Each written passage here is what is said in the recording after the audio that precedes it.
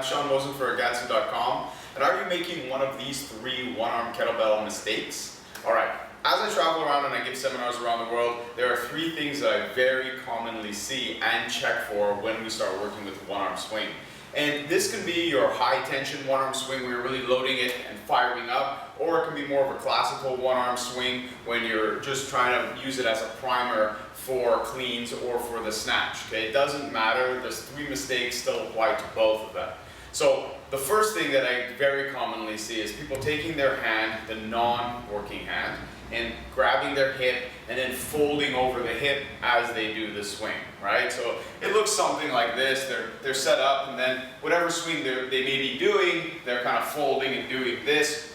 It's not really a great idea, because what you're doing is you're inserting something on one side and folding over it, and this is going to screw up the mechanics. It's like going over to a door, putting a screwdriver in it, and then trying to move the door and going, hey, something's not working. All right? So we want to avoid that. The second one is very common, especially when people start to get tired, is they start to grab their thigh, right? So you'd see something like this, people will grab on, they're doing their swings and they're like hoisting it up and they're just grabbing onto their leg. And of course, every time they get into that backswing, look, this is the kind of position because they're pushing on that leg. So the general rule that I tell everyone is, when it comes to kettlebell, there is no touching yourself in kettlebell. So stop grabbing your hip and stop grabbing your leg, all right? No touching yourself in kettlebell. Okay, now the third one, okay? The third thing you want to avoid is the so-called dead arm.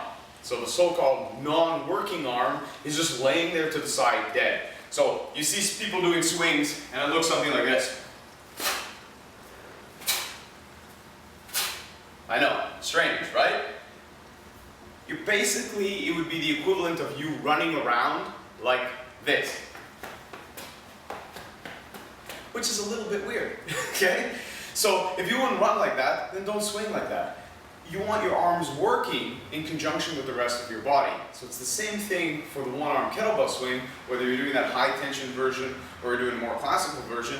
I still want to set up and I want both arms going back and both arms going forward. So when the working arm is going into the backswing, that other arm is traveling back. And then as the working arm comes forward, then the other arm is going forward. All right? Maybe you didn't know, but now you know. Be sure to subscribe to our YouTube channel and get more tips just like this one. All right? Enjoy.